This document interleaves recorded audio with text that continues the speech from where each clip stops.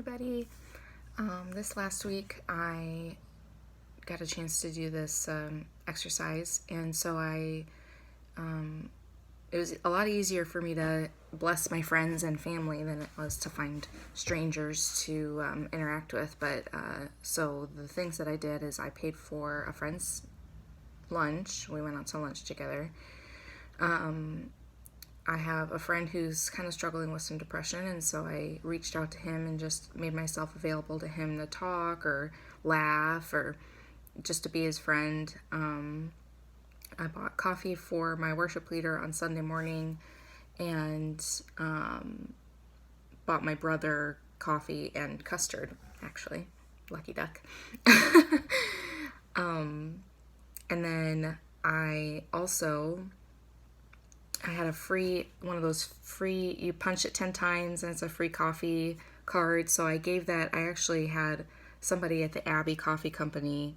I handed them that card and I was like, hey, the next person that walks in, can you give this to the person and say, hey, your drink is free and stuff. So more on that later. And then the last thing that I did is I helped a friend out by, a coworker, by taking him to a car rental place to pick up his rental for the weekend.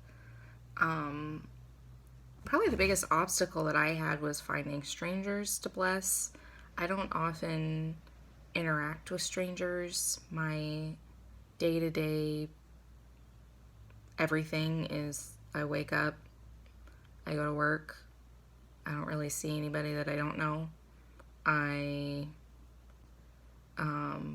get home and I have dinner and I do homework. And so, and then on top of that, the other obstacle that I have is you only have so much money in your budget to keep spending on people. But I was glad for at least the one opportunity to give somebody a free coffee.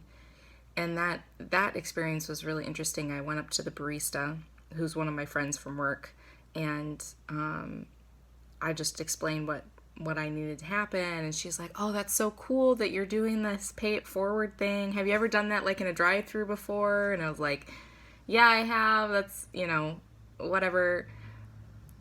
I can't take full credit for this because it's for an assignment, but but then I went back later on my break and just checked in, and she said that the girl that got it was like, wait, like somebody bought me a drink, like, is it somebody that I know that was just like, hey, I want to bless this person?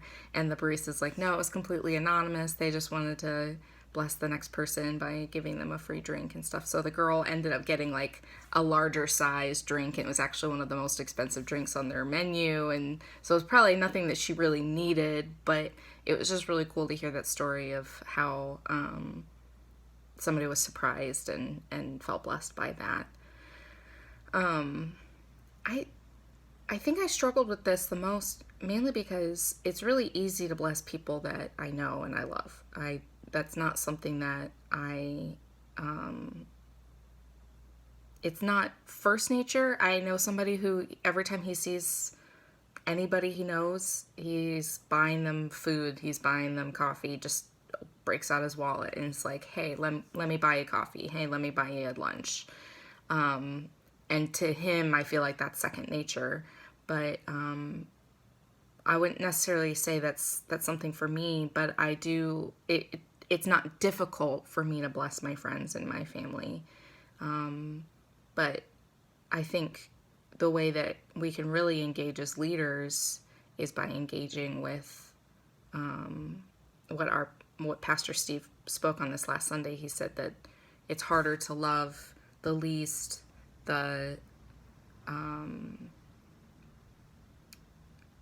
alien, and the adversary. And those are the three groups that Jesus calls us to love. And so, and it's the hardest for us to love. So I wonder if this pay it forward exercise would be more challenging and more instructive for us as leaders to practice with those three categories. So that's all I got. It was an interesting exercise. I'm not sure that I could squeeze 6 people into a 3-day period again, but I definitely want to practice this a little bit more often. Bye, guys.